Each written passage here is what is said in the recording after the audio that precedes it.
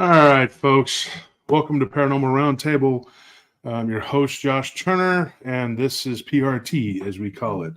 So what happened was we were going to drop an hour-long episode tonight, and that didn't happen. We had a lot of things happen. We got it sidetracked. We did record it, but it will come on tomorrow night.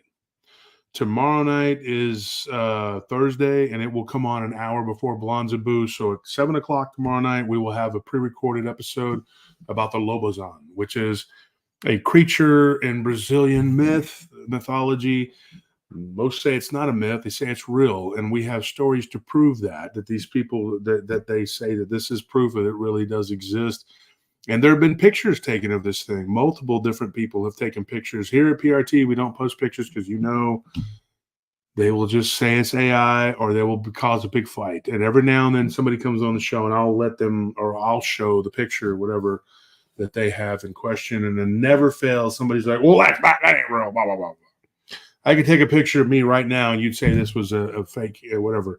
And in fact, there's a couple people that are actually going around the internet saying that I am not real, that I am a sort of AI generated creation, that I'm not a real person. Now, anybody who's ever been to my conferences knows that I'm a real flesh and blood person.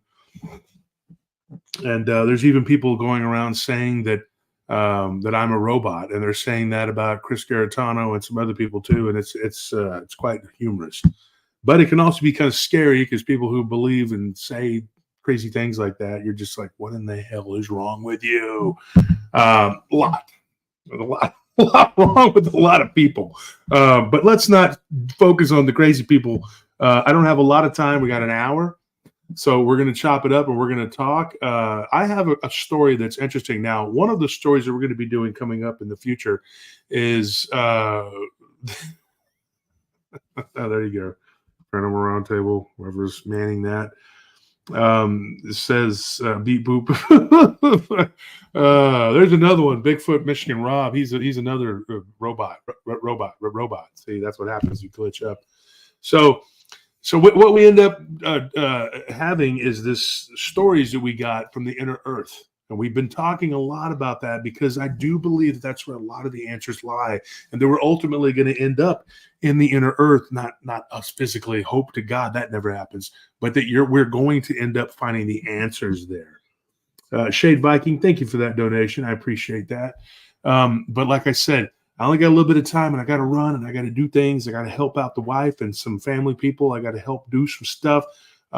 We do a lot of things that involve helping people.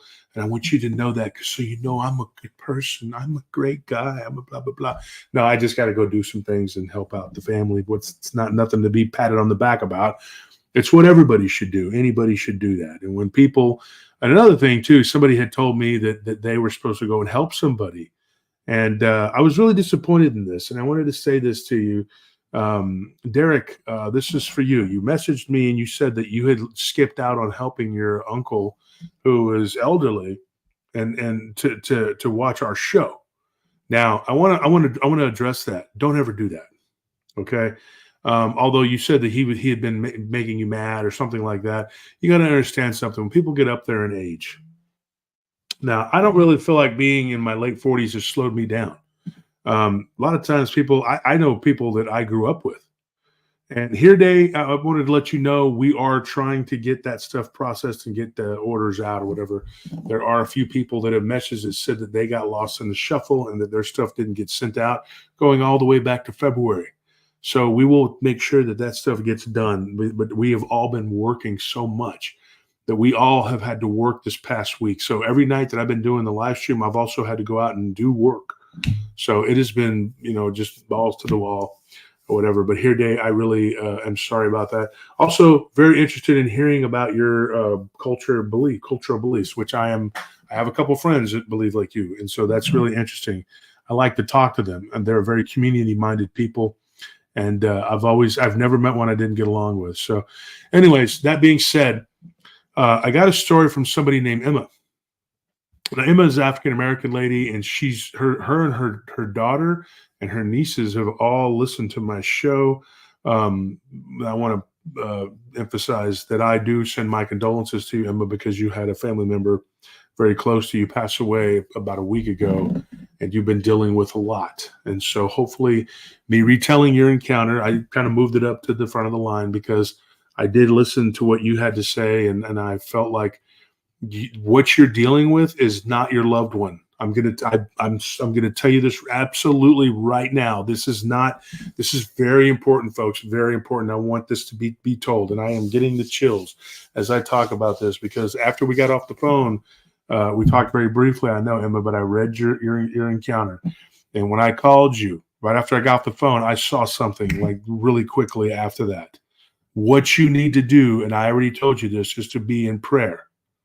Okay, I didn't even put put my jewelry on and get ready to go. Whatever, I didn't have time. I wanted to get this live out, and mainly because I wanted to talk about what happened with you, Emma. Emma lives up in the Detroit area. She's a hardworking woman. She's 65 years old, and she's been working for the bulk of her life. About a week, it's been over a week. A week ago was when the encounter started. The person has been deceased for almost 2 weeks. And I want you to know that the person that you called your dad that raised you was your uncle or your mother's brother, and that him and your mom and your uncle's wife were all involved in the raising of you and your 3 siblings. And you were the oldest. She was the oldest, and she did a lot of caretaking and taking care of people, and literally just being there for people. And I think that what ends up happening is a lot of times people that have to grow up like that. My cousin did that. She had to raise her siblings, and what happens is you lose your childhood. So before they stepped up and they took over, her mother had a lot of issues, and eventually she was in and out of jail. And so she hold on one second. That's fine, Danita. Be sure and catch up. Don't worry. We'll be here. And so what ended up happening is Emma had an issue with something, and I'll describe this to you.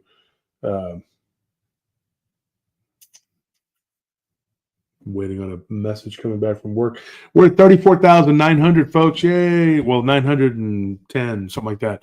So we got about 90 away from hitting 35,000. So that's a big goal that we've been shooting for, and one of the goals, and we are happy that we're slowly reaching it. Our sub count has slowed considerably for reasons we've talked about before. I'm not going to get into it, but it's slowed down to under 600 every 28 days because people are jealous. Let's put it that way. But let them be jealous. We don't care. The bottom line is this: they're not going to stop us. You're not going to stop PRT. You can try. You're not God, so you're not going to stop us.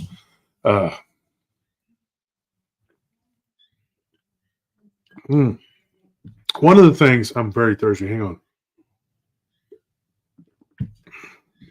God dang, I woke up like dehydrated to the point of like almost having a headache. Not quite. You know how you're almost like about to have a headache and you know you got to drink some fluid? That's how I woke up today.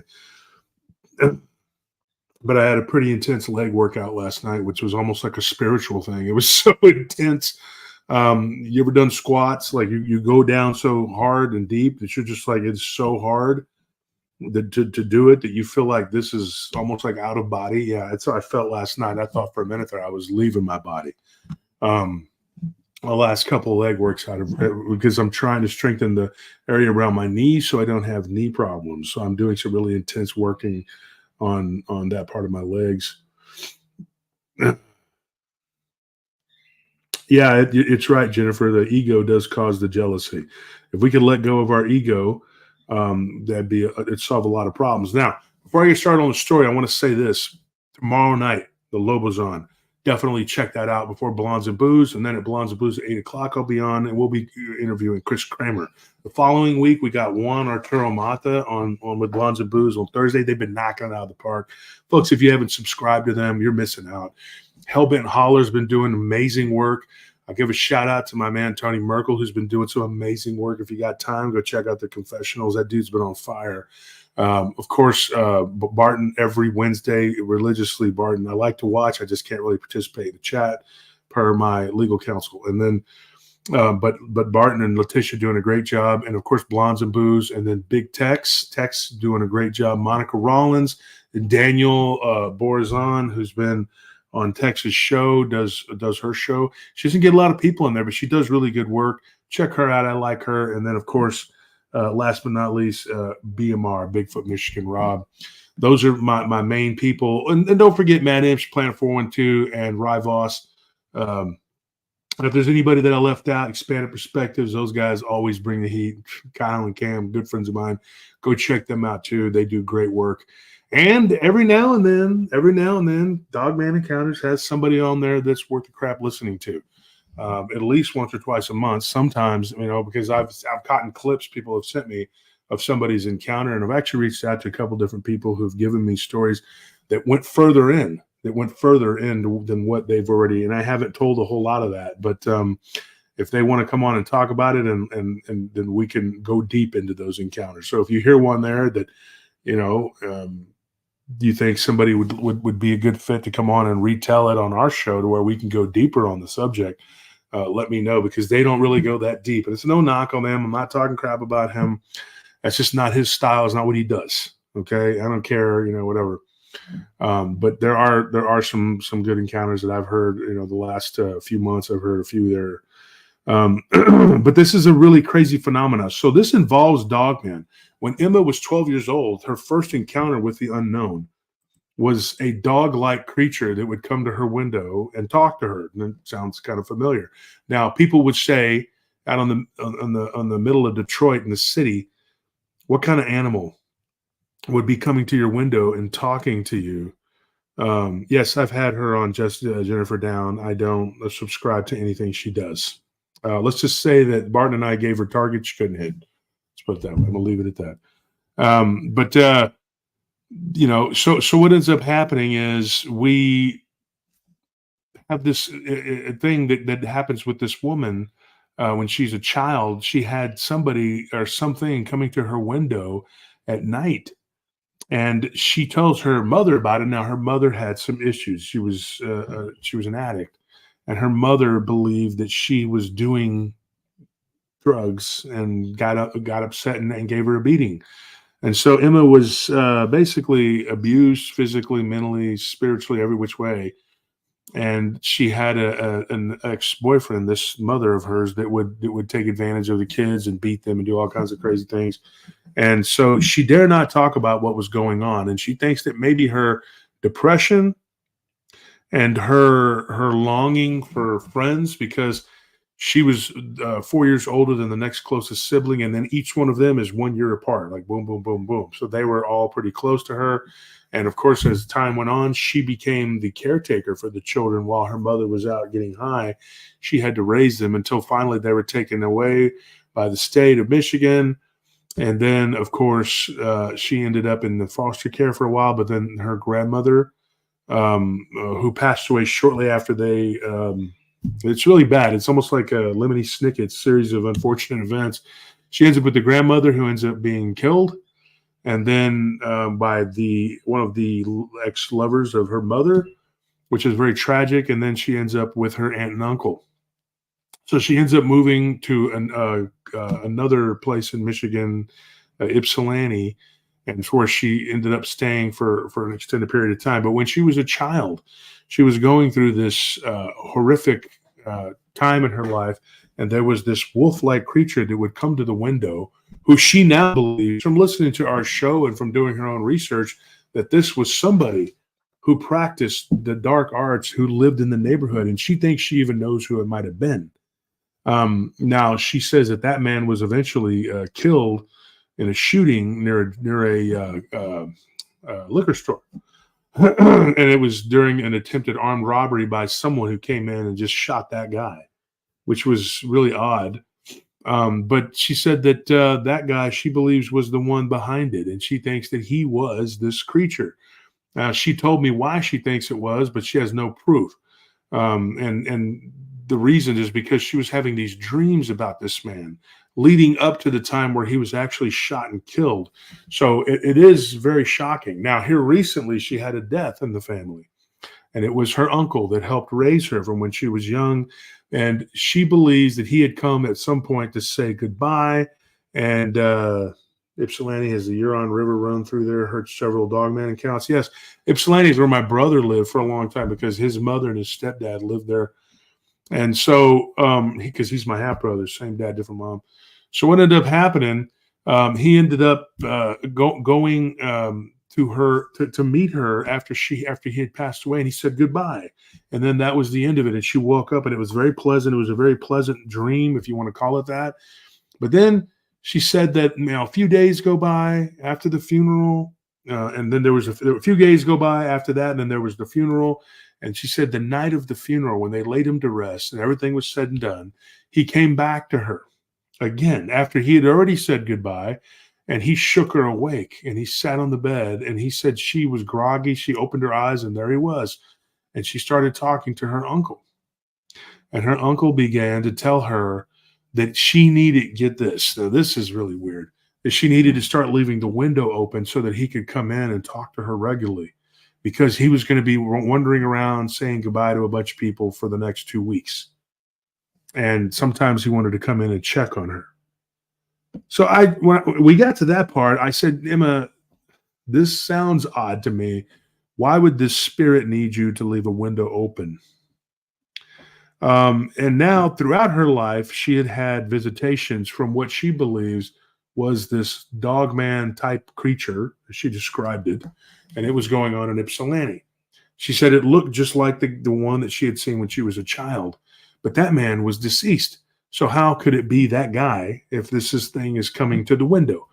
And there's several stories like this, and I'm going to get into some more. There's one that I'm going to talk about that was a Menominee Native American woman who had told me about this spirit she believes was a shapeshifter, which I don't know what it is, sort of a Wendigo type thing that she's talking about. But this thing, it was coming to the window, and the next night after this guy had dispersed or whatever.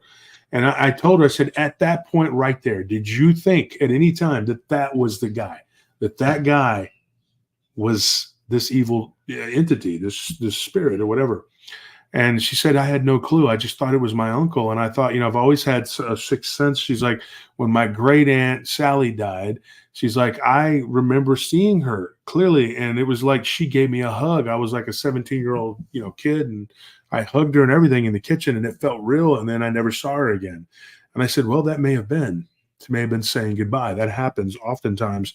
But once they say goodbye, typically that's it. Sometimes they don't necessarily, they won't say goodbye, but they'll come back to you again and again. Like my cousin Paul Anthony did that with me. I'd see him every now and then. And it was weird because I was in this garden with him one day, and my cousin Rosalind was there when she was still alive. And it was only about a month later that she passed away. And of course, that was very tragic. She died very suddenly in her sleep. And just like my cousin Paul Anthony. So my aunt and uncle have had to endure the loss of 2 children. And it's very tragic, but it was very telling because I never got a chance to tell Rosalind about the garden and how Paul said that they were going to be together, which was weird. And then they're both deceased now, way before their time. Neither one of them, Rosalind's just a couple years younger than me. Paul's a couple years older than me. So they died young, very tragically. And so anyways, leaving behind children and everything. They do come to you, though, in their dreams. And since Rosalind's passed away, I've seen her a couple times. But she's never told me goodbye, I'm not going to see you again, and then returned. Okay? Now, my cousin did, like I said this on the show the other night, say that I wasn't going to see him again for a long time, and I didn't for years, and then he reappeared, just briefly. So that they'll tell you, hey, I'm going to come back. But if you're seeing an apparition in your house, which she started to see the apparition of her deceased uncle on a regular basis. But what was weird about it was his eyes did not look normal. His eyes would either be completely blacked out or they would slit up like a snake's. Now, we have talked about this extensively on the show about people's eyes doing weird things and stuff like that, how it's a dead giveaway. And so I told her, I said, at that point, and she's still dealing with this, I told her at that point, did you feel like that was it, that you needed to stop talking to him? She said, yes, in my heart. But I did love my uncle and love my aunt. And I wanted, so I told my aunt, her aunt, very astute woman, said, that's not my husband. She's like, my husband did not look like that. She said it was like a much younger version of him. But that one of the things that she noticed, though, was that he would make this kind of growling noise whenever she would confront him about things and say, hey, because, she said the Bible tells us to test the spirits. Jesus says not to just trust everybody. Hey, Shane, war criminal, Lolo. Hey, how's everybody doing today? Jamie Val says Josh rules. Well, thank you. I appreciate that. I don't rule, but I'm a guy. But so what ends up happening is that this thing or whatever it was began to growl at her whenever she would say something, like not like that, but it was like snap at her. And at one point it went at her with its hands, and she woke up and was like, whoa. And she felt something moving around on the bed, and she saw the bed covers like moving, and this, like the bed go up, like something got up off the bed. So this thing was like there around her, and she could feel it. And then one night she was getting out of the shower, and the freaking lamp comes on by itself. This was just like a week ago. And so when she messaged me urgently, she wanted to tell me about her Dogman encounters up to this point, but then this is what took precedence. And she said the whole time this was going on, this Dogman creature that she hadn't seen in about 14 years, she said, started to return. Okay. She said, I hadn't seen it in years. She said, I was 51 years old last time I'd seen this thing, and now all of a sudden it's coming back. And I said, what happened at that time? She said, well, that was around the time that I had gotten really, really close to a guy at my church. He was a deacon, and me and him were very, very, very close. He was like my best friend, and he was dying. And right around that time, that's when this creature began to appear to me again. One of the things this Dogman creature, like being, or whatever the hell it is, was coming to her window, and it was telling her to come outside and talk to it. And like, why? Why do you need me to come outside? And it told her, well, I can't come inside your house because your house is not blessed correctly. And I'm like, really? She's like, yeah, my house is very blessed. She goes, I didn't have these kind of problems. The people that lived there before had reported that it was haunted to me. We knew the people that we got the house from. She's like, my husband, her husband's a very hardworking guy, but he's a truck driver. He's on the road a lot. She's like, and he's 62 and he's still driving, and he's planning on retiring at 65. Good for him. She said he's very, very sharp, got all his faculties.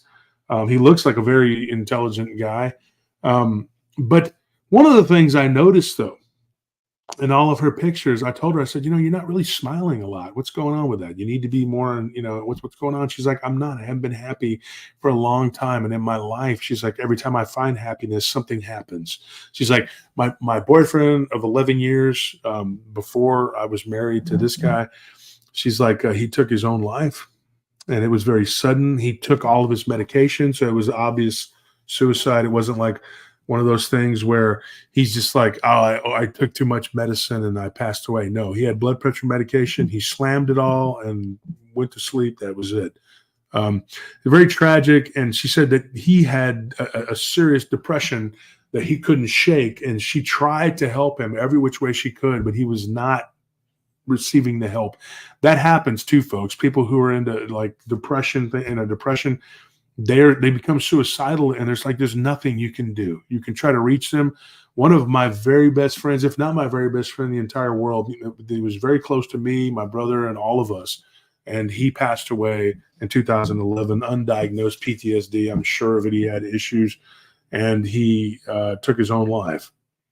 And so, yeah, he's and his godson came and he stayed with us for several months and helped me get the show working and going, and showed him and Anthony showed each other a lot of different. They went back and forth on the best way to. In other words, he helped us with the show, and thank you for that, Alec. I appreciate that.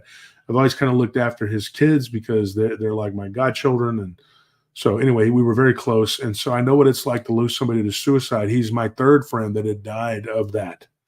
The other two were friends, but we had grown apart. But this guy, we were very close, and he was living in Hawaii, and then he had moved to Colorado, and then right after that, he took his own life.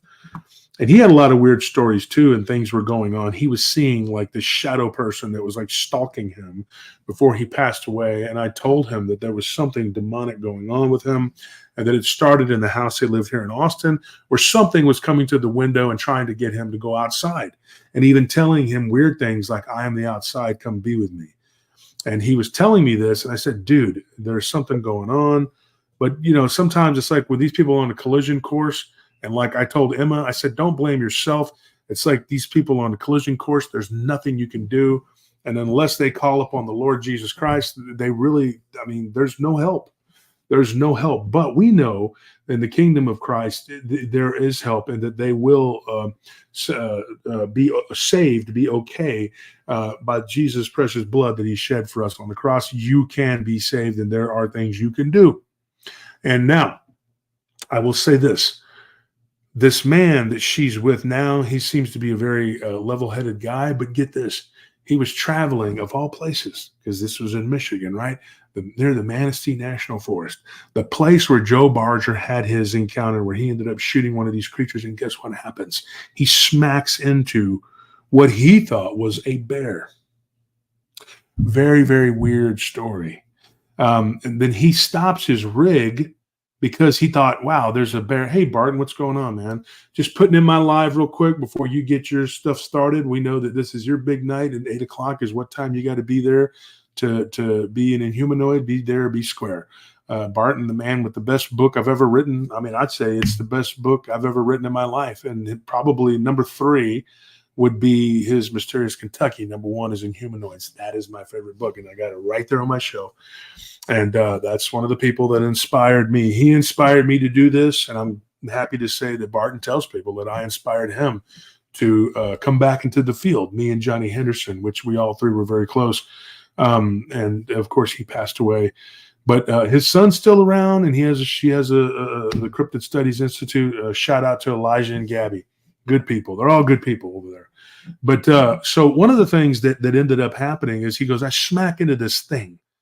And he goes, it was weird because I felt the impact. But he's driving a big truck, and this big truck even had like a grill guard on it. He said, but I thought this thing was like hanging onto the grill guard. It was weird. It was like I didn't see anything, and I didn't feel my truck go over anything. It was like it smacked it head on, going like 65 miles an hour. And then this thing like latched on to the grill guard. At least he thought he did. And what does that say? That badge appears when you become a member of the channel for $5 a month. Just a way to show financial support. Okay. So anyway, what happens is, everybody go out and get that badge. I don't even know what that is. I cannot even tell you what that is. I don't know how that works. I'm not real into that and the whole thing, whatever. Like I said before, donations are appreciated but not expected. And if you can donate, donate. If you can't, you can. It's totally up to you. If you feel it in your heart that you can't afford it at all, or you have any misgivings whatsoever, or if there's something at Walmart or whatever, the mall or something that you want, get it for yourself. Don't worry about us. We're not here to make money. We do appreciate it, though. And it does help speed things along, and we have expenses and things like that, but totally your choice. Don't matter. I'm not going to hate you or whatever. But here's what I'm going to tell you. So he goes, it was like this thing had hung on to my grill guard. He goes, so I go down a few more miles. I don't see anything. He's like, and so apprehensively, I stopped because I thought I had to have killed this thing or hurt it, whatever. So he gets out of his truck and he goes around to the front of his vehicle. He doesn't see anything, looks under the truck, doesn't see anything. There's nothing there. And I told her, I said, he had to have big cojones to actually be able to get out of that, thinking it might have been a bear. He's like, but then the more he thought about it, the more they talked about it, she's like, we were literally grocery shopping, and he just blurts out. He's like, I think I hit a werewolf. And I was like, he was like, whoa, what? He goes, yeah. He goes, I just keep dreaming about it and going over it in my head. And there's no reason why I would be thinking about this creature, whatever it was. He's like, but I think that I hit a werewolf. This was not a bear. I keep getting the image of this, but it was bear-like. Now, there again, with the weird bear man, dog man enigma, we don't know, right? And I got a story that I'm going to tell you soon, encounters that I got from some people who were dealing with both. Trust me, folks, you're not going to want to miss that one. It's really weird. Somebody was saying, hey, I'd never heard anybody talking about the bear man. I said, well, I can't take credit for the first people, but Josh Shinokio is one of the people that did it. I think the guy from what's the other one? Darkness, whatever. I think he did it. And there were a few others that might have done it before me. So I'm not taking credit for being the first one to break the story. But I definitely have done deep dives into it. And as we've talked about it, more people have come forward and said, yes, these are bear type creatures. Just like the Bear King, the story of the Bear King is actually based in the truth that people have reported near Marble Falls, all the way from there to Dripping Springs and back to the other side of Granite Shoals. So, hey, Tracker, how you doing? D Truth, what's up, man? Miguel, Sarah Jane, Froetian, all the good people here tonight. If I missed anybody, sorry. But so what happened was Emma was having these dreams, and she had this weird thing coming to her window. She couldn't figure out what the hell it was, and she's like, "There's too much going on, Wolf." And thank goodness she calls me Wolf, because some people just say Turner or Mister or it's Mr. Wolf. But she was like, she said this. She's like, Wolf, there was too much going on. She's like, and I couldn't wrap my head around it. And she goes, and I felt compelled to talk to you. She's like, and I appreciate this. She even said, she's like, you or Mr. Nunley. And she mentioned Barton, and Barton's in the chat right now. And she said, you and Mr. Nunley be the only two people that I would be willing to talk to, because she's like, some of these other people don't want to listen to what I have to say. I know, because, but I did say something, and I said, did you try? She goes, I'm not even going to try, because I know they're not going to listen. She's like, one of my friends was having encounters with something when she went with her husband to go hunting, and they saw this big winged like creature, and they reached out to another podcaster, and he wanted to convince them that what they saw couldn't have flown up in the air and disappeared, because it had to be a physical thing.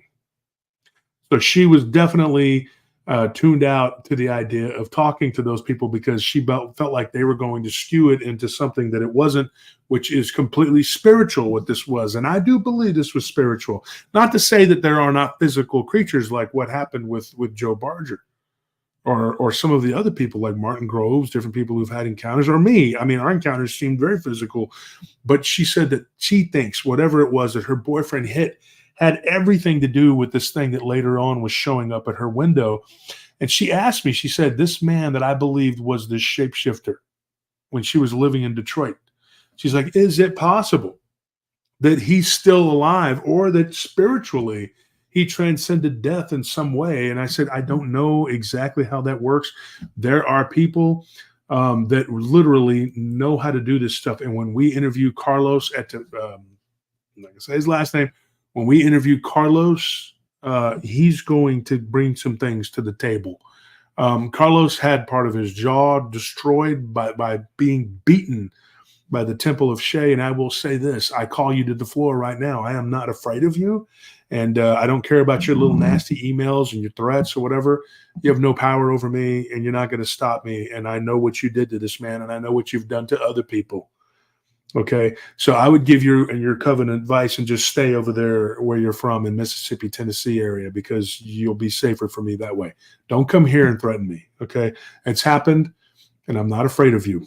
Okay, and when you let people know what people are doing, that way if something happens, hey, go look at these people, because there's several people who've been threatening me lately. I'm not going to get into it, but the police have a list of names of people to look at if something happens. So go ahead, keep talking, whatever. I'm not afraid of you. In the name of Jesus, I'm not afraid of you. Okay? People want to laugh and scoff at that. Go ahead and laugh and scoff at that. But I'm protected by the blood of the Lamb. Now, if it's God's will, by his will I live, by his will I die. That's all I got to say about that. But when he talks to me about this, and he's got to have his daughter translate because he can barely talk, it's a long, arduous thing, but it's going to be worth it when we do the story, because it's going to pay off. But back to what happened with Emma. Now, what happened with Emma, she said that this guy that she believed was this, he was a very powerful witch doctor in the neighborhood. And everybody knew that his wife and his mother practiced this black magic. She called it hoodoo on steroids, and that he would literally take people back to their little gambling den and murder them, literally murder them. And the police did nothing about it. And they were dumping bodies in this dirty industrial area, and they called it Dead Man's Row because they were throwing so many bodies there. And from the 80s all the way up until the 2000s, there were like bunches of people who were killed, and the police did nothing. I mean, and really and truly, I don't know how much they could do. And so it's just crazy. Like when you look at like how destitute that area is, some of those places look bombed out like Iraq or something. And I'm not joking. I've driven through there, and I've been through 8 Mile, and it looks crazy. I crossed over into Windsor. And so my brother used to go through there all the time. He loved to go through and go to Canada and drink and party. And it's real clean over there on that side. It was, not now. But yeah, it's really nasty over there in Detroit. It's dirty, and it's not even about locking your door, man. It looks like a bombed out city. If you've seen Oakland lately, yeah, they're doing real good. Yeah, it's real awesome what that side of the aisle has done to these cities. But when you look at what happened to her as a child, I think that the abuse she suffered, like it opened up something to her to this other side. And so I truly, honestly believe this is all connected.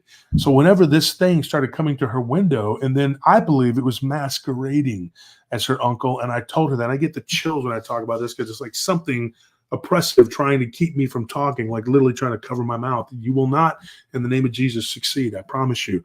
This is not, you're not going to stop me in the name of Christ. Okay, so what happens is, she says at that point, I told her, this is the night before she had the worst incident of her life. I told her, I said, if something happens, what you need to do is call on the name of Jesus. I said, in the name of Jesus, I rebuke you. I said, sit up. Don't be afraid. Do not be afraid. Okay. I said, these things can only harm you if you give them the opening, right? So I told her, I said, be proactive and get the St. Benedict. She did. She went to a local church that had, it was a Catholic church, or a Catholic where they sell Catholic stuff, whatever. I'm not Catholic, but they do have some, just like the Orthodox have some things, and so do some other churches. They have things that work. They really do. And so she went there. And now her husband's actually Lutheran, but they went to the Catholic church. They have a little area there where they sell Catholic things, and it was the St. Benedict. She got it. She put it on her door, and she said that night she heard the door rattling. The window, of course, she didn't do that. She didn't leave it open. And she said, I put the holy water in all the corners, and I told her to get rock salt to crush it up and put it in the four corners of the room. She did, and she said it was like something was banging around all night long, waking her up. She was going back to sleep. She had worked 13 hours that day. She was not interested in dealing with this crap. And then she said eventually she wakes up, she's like bleary-eyed, and she sees this shadowy figure at the foot of her bed that looked like a man wearing a trench coat, but with like a dog-like head, which was really weird.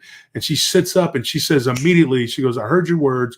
And she's like, I rebuke you in the name of Jesus. And she said, this thing was so quick, it ran and it went to put its like, which she said no, a hand, but she didn't see the hand.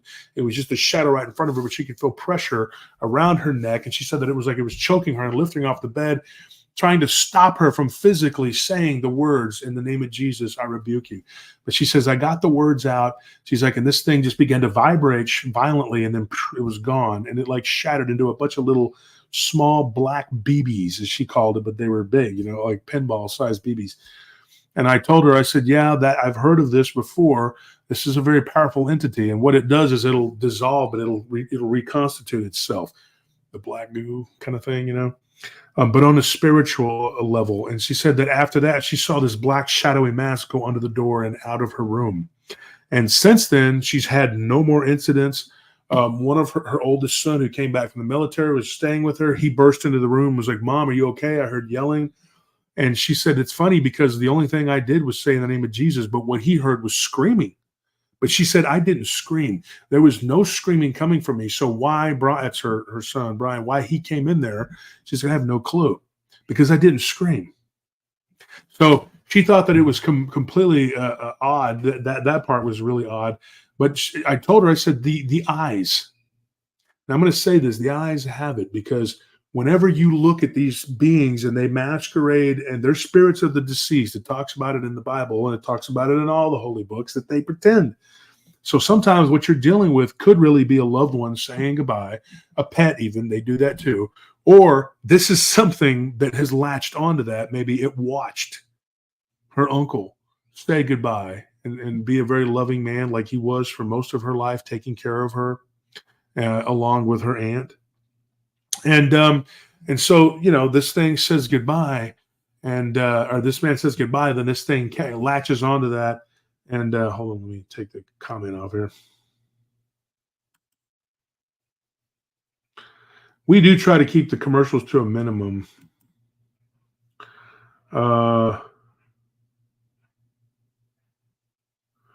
War Criminal Lola says, I always feel a little down after a live. I'm never ready for it to end. Okay. I was going to say, I hope it's not me depressing you. I don't want to be up here depressing people and they're like, oh, after I listen to that guy, I feel terrible, because I would feel really bad if that was the case. But Bonnie says, really appreciate that you don't have so many commercials. It's hard to watch some other channels since it seems they break every 7 minutes. Yeah, it's true. That I've talked about that. And literally, I had a very large YouTuber. What he does is not paranormal, but he told me, he's like, you could be doing a lot better financially and making a lot more money if you put a lot more commercials in there. So we've decided, I said, I'm never going to do that. I'm not going to stuff a bunch of commercials in there where you can't watch it. Your stuff's unwatchable because you're too busy trying to make money. And I don't want that. I'm not here to pay attention to how much money people are donating. I'm not here to try to learn. I mean, I try to make a bunch of money off the ads, or this is not my business. This is not a business to me, even though a lot of people do refer to it as that. And I call it a business only in the way that it's the business in the field that I'm in, that's what I refer to it as. A business as the field, my business, my job, whatever, but it's not a money job. And so this thing is still something I like to do. When it becomes a hassle to the point where I'm not enjoying it at all, and there's no more joy to be had, then I will stop. I missed an entire weekend of shows this past month, which I hope I don't have to do that this coming month, but I did have to take a break for a few days and recharge my battery. And of course that cost us money, but who cares? It was worth it for my peace of mind. I'd rather lose money and be okay, But the attacks they get so bad, and you're just like, I can't do this, man. But then, I still have not lost my passion. Now, the day I come up here and I'm just like, I'm just done, folks, blah, blah, blah, then I can't do it anymore, then you may not see me back. But for now, I'm here. So I do appreciate everybody that shows up and listens and gives us likes and subscribes, because we're building the channel, we're growing, and that's the main thing. The conference, we're not going to have one this year because of the stuff that's been going on, but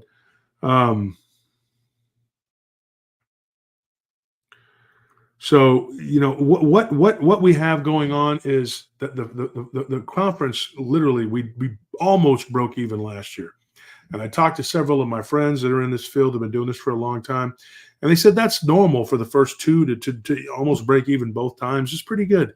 And no doubt that this third one, we probably would have actually turned a profit, and we could have used it towards helping get our equipment and do a bunch of other things.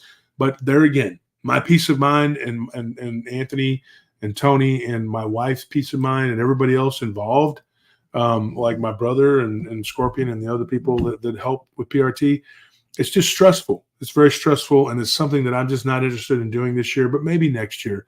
I'm just not. Even Ken tried reaching out to me the other day to talk about another conference, and I've told him I just don't know that I'm ready. I don't want to do it. Because I want to be in the right frame of mind, and I want to be safe, and I just don't know that I will be. But it seems like the closer we get to the truth of these beings and what they are, I'm getting attacked more and more and more, especially from the flesh and blood side of these beings. They want to believe so bad that they are some sort of flesh and blood creature. But I tell you this, and I say that they can be both. Why this thing menaced her the way it did. Now, I'm going to give you one piece of information here that's very important. Listen to what I'm going to tell you. I told her it's very possible that this being that's been harassing you is not the same being from that did it in Detroit. And she's like, you don't think so? And I said, I don't think so. I think when that man died, yes, his spirit could move around and do things until he's turned in or whatever. That's a whole nother show. I could explain what I mean by that. But one of the things I'm telling you right now is that these things mimic. Okay, so this evil spirit saw an opportunity. It could have come with the house. There were little things, this and that. She said there was nothing, but the more we went down the checklist, the more things were popping up. And I said, Emma, you've gotten several things that are popping up and that are coming up, and red flags that you're telling me that could very well show that this thing was there the whole time and just waiting for an opportunity and in on you. I said she was very devout in her faith, and she was starting to not pray. The worst thing you could do is not pray, just to give up on praying and just like ignore it. It's like every day you wake up, there are people that religiously will brush their teeth, comb their hair, take a shower, whatever. Why would you not just make part of your regimen praying every morning? I do. It's a very common sense thing. You're going to wake up and you're going to do what you got to do. Well, you got to pray. She said she wasn't doing that.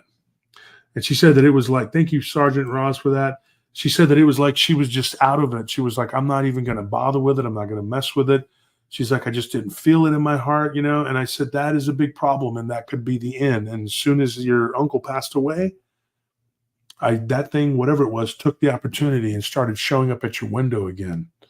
Now, I told her, she said this thing had been doing it off and on for years. Now, it could have been something, could have been the same thing, but it could have been something that began when she went to that house, because I told her, I said, in the last place you were at, did it happen? And she said, no. I said, okay, so you've been at this house for a while, and it's been happening there. So this thing knew your fear. In the dark recesses of your mind, it knew that there was something going on with you and what you were afraid of. And I explained to her, if you go back to listen to the episode called The Haunted Tower, something appeared to me that tried to pretend like it was the thing I saw when I was 15, and it was not. I knew it was not. I knew it was something not good, but it wasn't what I saw when I was 15. And so I had to tell her, I said, look, I think that this thing is something demonic that has latched on or attached itself to you. And I told her, I said, what you're dealing with is this other, I don't know what it is, some sort of demon that knows your fear.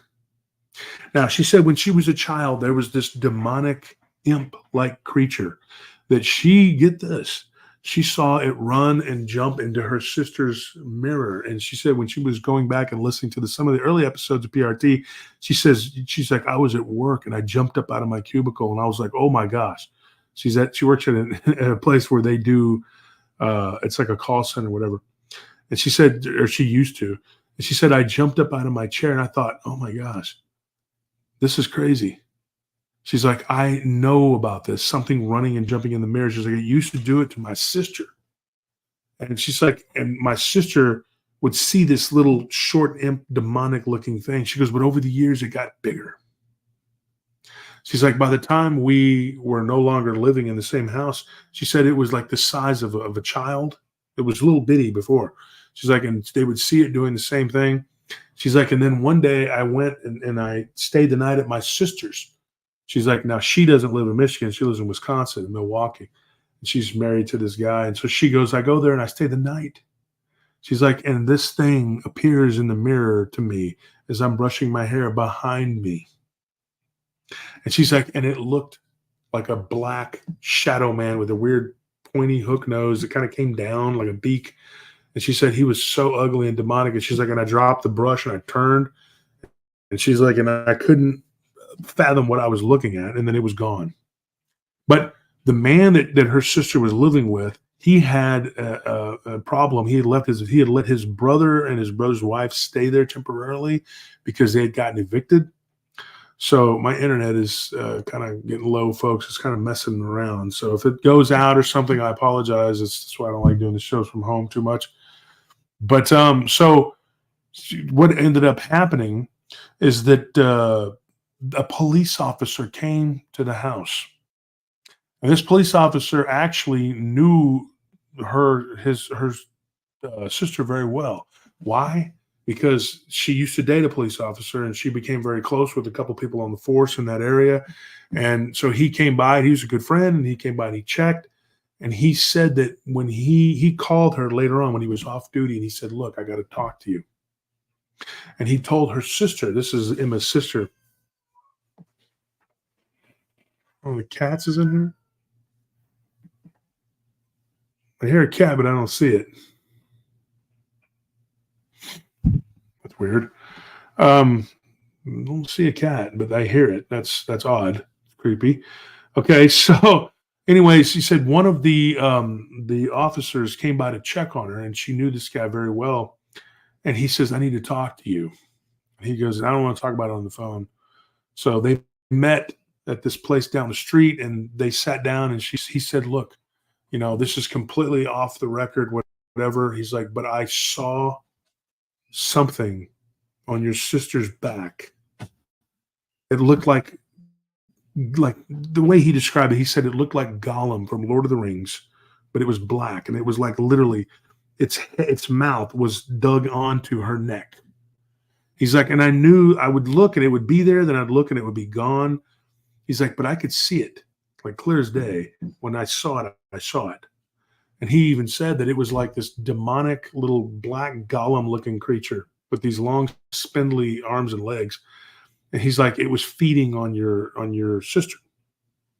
It was there, like it was literally there, but then he would look again and it would be gone." And he said, I was so distracted by it." And he goes, "But I wanted to scream, hey, this is something. He's like, "But as a police officer, I can't, go and just say, hey, there's something on you. There's a man on the wing of this plane. There's a man on the wing of this plane, because then, you're crazy, and of course you're a police officer, and you can't just go around saying stuff like that." So he took her to, somewhere, a neutral site, and said, "Look, this is what I saw." And told her, he said that this is something that you need to get dealt with. This is not good, And so she took his words to heart, and she went to her church, and she did a cleanse. She had someone that they came from the church, and they prayed. She said that she thinks it helped, but that's not real reassuring that she thinks it helped, because I also think it matters about who prays for you. But it just seems like it's one of those things where you can't always get rid of these things. I mean, they're just there, and there's not a lot you can do unless you're very strong in the faith and you do an actual cleanse, and you have to be determined and want this thing gone. And you can't be afraid to rebuke it and remove it, because sometimes I think people are intimidated by them, and so they just let them hang around. Like the girl that we had talked about in one of our episodes, where she literally let this thing, Mr. Wolf, like get bigger and stronger, to where this thing was like absolutely able to just move and come and go as it pleased. And then it was like, "Thank you for the energy and letting me grow, and goodbye. I'm going to go terrorize the world now." Marquetta says, "My cousin's daughter a few years ago woke up hearing tapping on the mirror. When she woke up, she told my cousin that it was the Baphomet tapping on the other side of her mirror." Oh, God. If you ever notice about movies and stuff too, now this is going to sound kind of vulgar, but it's the truth. They show women's breasts and men's genitalia. You ever notice that? Those are the two things they show. Why? Because of the little Baphomet with his stupid left hand up, whatever. Yeah, that little demonic, it's not little, but it's a demonic entity that represents the devil. And they love in the movie industry to show men's genitalia, because this thing has the male genitalia and female breasts. They love to do that. That's their little way of needling people. So that gets into your mind. Remember that. They do that. Like, they rarely will show a woman down there, but they'll show men down there, and they'll show the woman's breasts all the time. Those two things. So if you notice that in TV and movies and stuff, and then also it leads, and I've heard this before, that it leads people to pornography when they show flashes of this thing on TV, whatever. And that's a slippery slope to, it's just young people. When you're young, you think nothing of it. You're just like, oh, I'm going to go look at this, and whatever. And then some people, they just, they get into that. They can't stop. Just like doing drugs, drinking, or even nicotine, which is very addictive. It's all destructive in some form or another. Anything that you're addicted to that is not giving you something good, it's not good. So yeah. And so I wish people would become addicted to learning and knowledge. That would be great, because as Jesus says, my people, they die for lack of knowledge. Yeah, war criminal, exactly. If your faith is everything. And so being faithful to the true one living God, which I say all the time, that's my goal, is to bring people to the true God, the one that Christ talks about, that says this is the one we should follow, and not this other thing that people are running around just, whatever.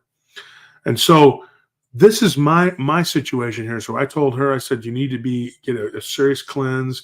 There's a lot of things that you need to do. And I gave her lots of advice on how to do it and what worked for us.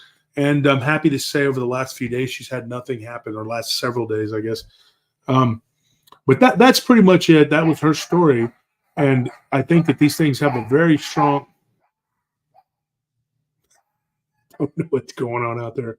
But the dogs and cats are all running in one direction toward the door, which means that food is probably being delivered by the guys.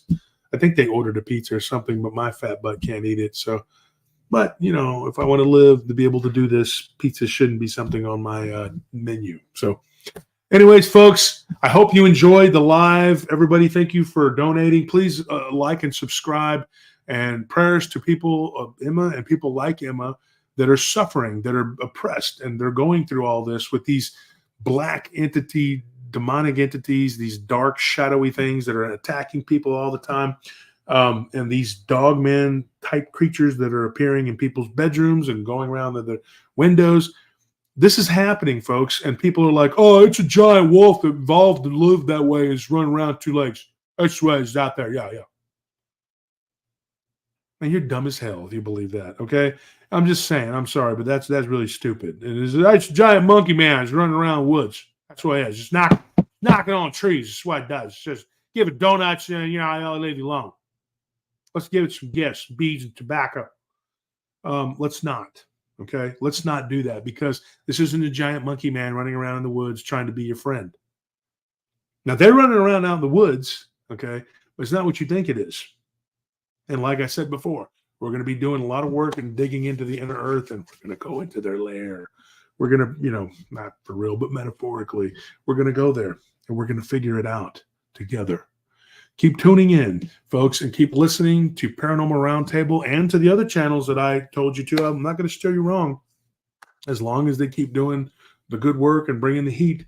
And tune in tonight to Barton Lindley. He's going to come on in a couple of hours, and I'm sure he's going to do a great job. He's probably going to have a great guest, or he's going to have an open line, or whatever he's going to do. I don't know exactly what he's going to do, but yeah.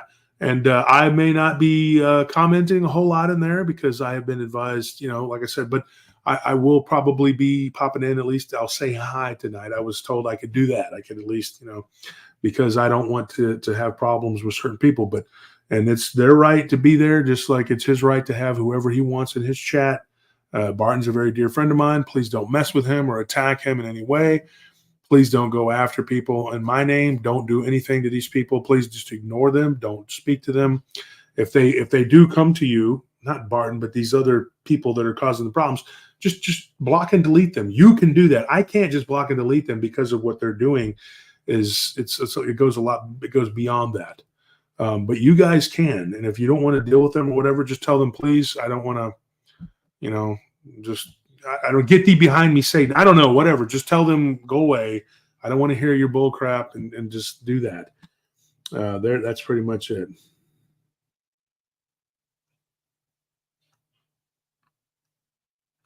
So thank you for tuning in.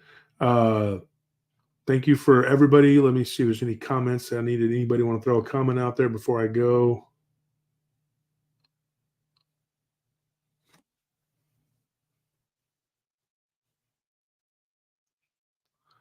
LF Prime says Baphomet comes from Muhammad, the prophet of Islam. I'm not Islamic. I said this before, and I don't believe the way they do, but that's actually not true. And I'm going to call things out when I see them. And if it's about anybody's religion, regardless of whether I believe it or not, I'm going to tell you the truth about these religions. I have studied all the major religions extensively. We had a long, 2-hour talk last night about Buddhism, and it was just us here in the household talking about it.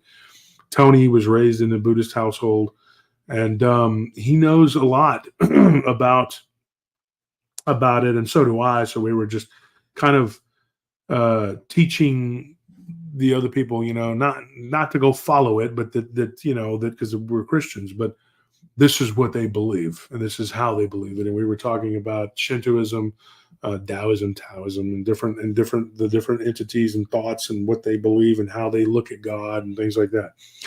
But there's a lot of misconceptions about all religion, and that's a problem. Okay. Barton's is in Humanoids with Barton Nunley. That's what it's called. So go check it out at 8 o'clock, folks. I'd consider it a personal favor of mine if you go and you join his chat.